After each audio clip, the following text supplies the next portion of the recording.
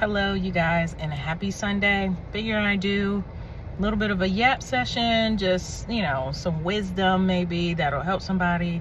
All while I talk about my little Ulta haul. But let's talk about my small yap session before I get on the Ulta haul. So, one of the things that I recently had a revelation with, which I'm very thankful I had this revelation. And I'm thankful I had this revelation because you guys know I talk about this, with losing my mom and my grandmother, right? I tell people that they were my identity, right? Like, I grew up, it was always us, you know what I'm saying? And to lose them both was pretty hard. But I think the hardest part was trying to find yourself and where you are in all of this. I don't know why that random piece of gray is sticking out, but the biggest part about this that is important is finding yourself. And there's nothing wrong with it taking time to do that. It essentially kind of sort of took me 4 years to really find myself. And I'm still finding pieces of myself, which I'm fully embracing, right? But one of the things that I recognize that I need is community. Like, I miss the days where you could go over somebody's house, like on a random Sunday or on a random Thursday, and go hang out or go get ice cream. I miss those days. Like, everything is so digital. Meet this person online, Facebook dating and Tinder and Hinge, and it is exhausting. You know what I'm saying? But in that finding my identity is the community piece, and making sure that I separate myself from working excessively, right? And I feel like that one of my good friends, one of my best friends actually, she said this a while ago. She said, when you're hurting, you work, right? And she did not lie. Like, anytime where I don't want to deal with something, I cover it up with excessive working. And because I've endured a loss and several transitions at once, the cover-up was to bury myself into work. And I watched a couple videos by this young lady that, she's a therapist and she really caters to high achieving, like, women. This man gonna act like that. He didn't just hit my window. Like, he just totally hit my window and he saw me in the car. So anyway, it's all right. Lucky for him, it's already broken. So, but I think one of the things that is important in that is I have allowed work to be my community, right? Now, to some degree, it does have to be your community. You spend an eighth or a third of your time there. Like, if you put in 8 hours a day, essentially, that's going to become your community. But even then, I question that because, retirement, I probably won't be able to retire. I won't have access. Well, I have my quarters and I have the fund for it.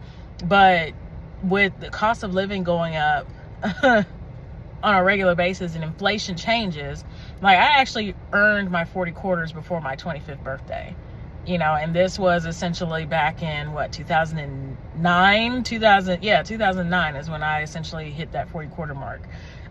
So to really not have access to a lot of that in probably about 20 years is kind of disheartening, right? So she talked about that, we did come up in an era. I am a millennial. I'm an elder millennial, whose one parent was a Great Depression baby. My grandmother was a Great Depression baby, and my mom was a baby boomer. And so just growing up with you work hard and you find a job and you stay on it for X amount of years till you retire. And then when you do retire, you might be too sick or too, whatever the case may be, to really enjoy it. And those are the two things for myself that I've discovered that it's a revelation to me. That now, granted, I will say I love my job. I love my career path and what I have chosen to do in higher education. I do love that. But the excessiveness of it with no balance, that has to stop, right? Because in that stopping, I am in search of a genuine community, like, and and there might be time for some other things to change and able to go back to that community. Like, oh yeah, I'm over so-and-so's house for right now for a couple hours. I'll be there in a minute. Or I'm gone hang out, or I'm gonna get my nails done. And that's another thing that I do miss with me not having my mom around. Of course, I feel like that if my mom traveled here or I traveled there, we were always getting our hair and nails done together or shop together. Those things I do miss. And even when I was living in DC, I had a friend. I used to live in Southeast DC, Congress Heights to be exact. My friend lived in, a townhouse with her husband, maybe a couple blocks back. Or before she moved into that, she still lived in Southeast DC. She lived in Navy Yard. I used to take the train over there. I would drive over there. It'd take about 10 minutes to get over there. So those things I do miss. And in me missing that, I am now realizing that it's time for me to search for that, or go back to that. And that does require talking to God, because you don't want to just get yourself in a community that doesn't glorify Him. Or you don't want to get in a community that disrupts your witness. Let me say that. Meaning that if you're in a community that, that they're just going to use tweed smokers. If you're in a community full of tweed smokers, that essentially kind of disturbs your witness, because it is a tactic to suppress the spirit, right? You're not fully thinking, you're not using executive thinking, the sermon is blurred and all sorts of stuff. So that's what I mean by, getting in communities that disrupt your witness, right? So, but, I am praying to God to be reconnected to a community. It could mean that it's time for me to get in a relationship. I have been single for a while, right? And so it could be that, right? Could be that it might be time for me to get booed up, right? And then just give God truly my heart when it comes to relationships and that type of thing, because my heart has been massively broken with relationships. I have no hope in it, right? And then I've lost the hope for me to choose well. So there's that. Sorry, my nose is running. So I think those are things that I'm realizing now, and I'm glad I realized it now, that it's time to take charge of not only the community, but thinking ahead, knowing that retirement will be a thing of the past, potentially in the next 20 or 30 years. And it's all about making sure that everything that I do, as far as my career, my job is concerned, I hate to say it, but I gotta make sure it has a dollar sign attached to it. There's no dollar sign attached to it, I can't do it. And that's just because time is valuable. Like, I can't get it back. I won't see it again. You know what I'm saying? And so, but in that, putting in the time, I need to be mindful of the time that it might be taken away from me building my community. So you might be embarked in a little journey, which I'm very thankful for. I am a go to the hair salon, go to the nail salon, go get the lashes done, go get a facial type girly. I am also like, I love hanging out. That is always going to be my love language, whether it's with a friend or whether it's with a boyfriend or whether it's with my siblings. I love quality time. That is definitely my love language. Now, my love language when it comes to a significant other will be touch, right? So, but I think those are things that I know I have lost sight of, and some of us high achiever, elder millennial, oldest daughters may have done that too. We may have lost sight of what's important. You may have lost sight of your community. You may have lost sight in taking on too many tasks, and that could be why you're stressed. So I do pray that God imparts enough wisdom and discernment to be able to tell you when it's time to take your hands off of something.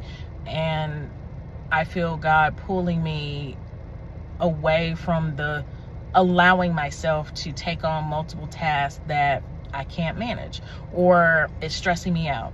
And the way that I see myself allowing those things get to me is laundry piled up, dishes are dirty. Listen, I know how people might feel about organization and mess or whatever and hoarding, but your home surrounding and your environment will tell what is going on just based off of what's around you, as far as how your office looks, how your room looks, how your kitchen looks, how your bathroom looks. Those things are crazy important, believe it or not. But I'm very thankful to God that God has given me another day, because it said in his word in Psalms 118 that this is the day that the Lord has made, and I will rejoice and be glad in it. And so I will never forget that every day, each day is a gift. And I should never stand on what happened in the yesteryear, because at that point, that's something that is of a depression. But I shouldn't have to jump too far, because I'm taking God out of his place and I'm putting myself first to try to figure out what's next on tomorrow's agenda. You know, I know that, I think it's in Ecclesiastes, I think, where it talks about if the Lord wills it, you know. And I know Tony Evans, and I keep saying this, Tony Evans said it, like, you know, we making all the plans we want to, but you need to leave some room for God's plan. And so in that, I just pray that the seeking of the community and, you know, relieving myself from excessive work, I pray that it does fall. I pray that I am wise enough and have enough discernment to really let that go. It's hard, but praying my way through it is important. It's really important, just letting God take charge of it, because, you know, you've owned it for so long. I know it's easier said than done, and you've had it for so long that you want to keep holding on to it. God didn't promise us to be super stressed like that. Nonetheless, Ulta Haul. All right. So I am trying to be, you know, budget friendly, because there's a couple of places I got to travel to by the end of the year into the next. So this is like the total unconventional. I'm not the typical, you know, hop on the trend worthy girly, but I figure I'd help you out, right? So this is my setting spray.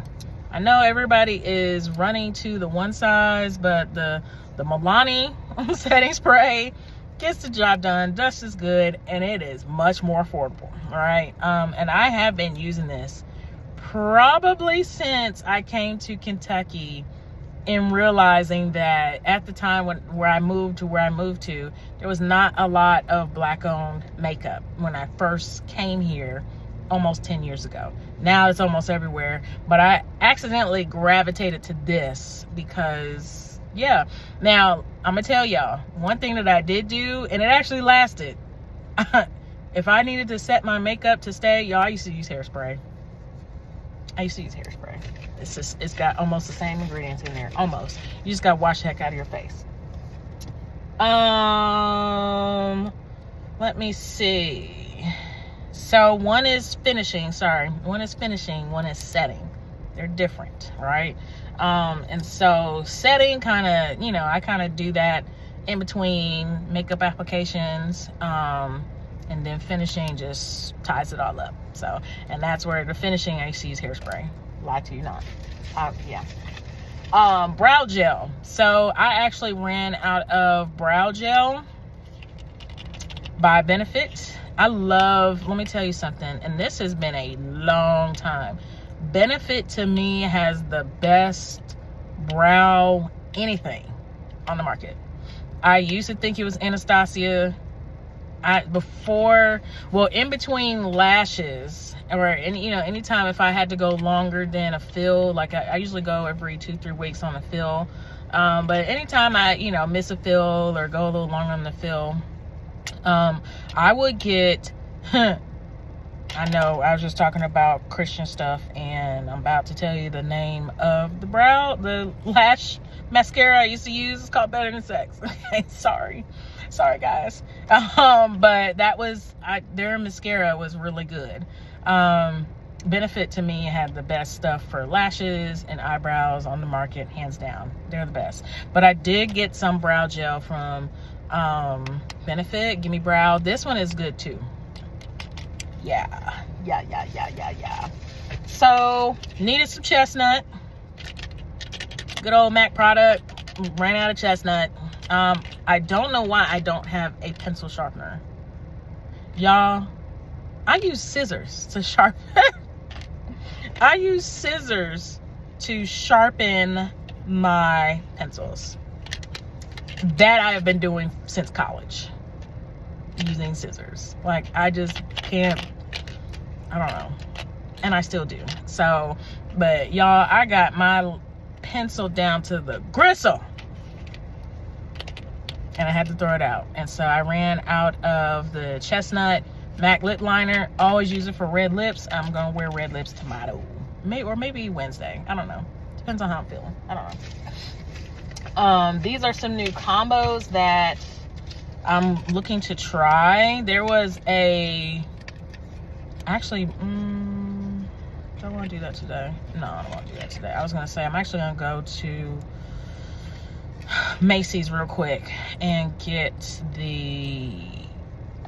No, I think I might be able to make that work with another MAC lip pencil. It's kind of brownish. I think I can make that work. Or maybe I can make it slide with Chestnut. But anyway, I got some MAC lip gloss. Listen, I've been using MAC for like forever. Like, ain't no switch up around here. Like, I take that back. The only thing I did switch up was foundation. I needed something a little bit lighter because MAC foundation, I mean, rightfully so, professional, pro makeup artist, you do need full coverage. I was finding myself that I didn't need full coverage on some days. And then got a new lip color. Last thing I needed. Grapefruit Pucker. Oh, this color is so pretty. Oh my gosh, MAC. Like, I have to have over 20 lipsticks of MAC. I love their lip colors. Me and MAC go together real bad. I don't think I opened the... Oh, so the name of the lip gloss is Snobbish. Funny thing, and that's probably... I've always known this about myself. I have never shied away from reds and pinks. Ever. Like, even in nail color. Never shied away from reds and pinks. For the longest time, my family has given me hell because I will go outside with red lipstick. I will go get my nails painted red. Oh, that's so pretty. I wish you could see it. My hand's ashing. That's so pretty. Well, y'all, I've been yapping in this parking lot. I really don't care who was looking at me sideways, but listen, I had to get that message out. I had to get that message out because I'm excited. I'm excited about the things God is doing. God has revealed to me. So important to get into His Word. I can't even overstand that you've got to get into God's Word. But yeah, so I hope you guys have a fantastic day hope you have a fantastic day and a great Sunday. Have a good one.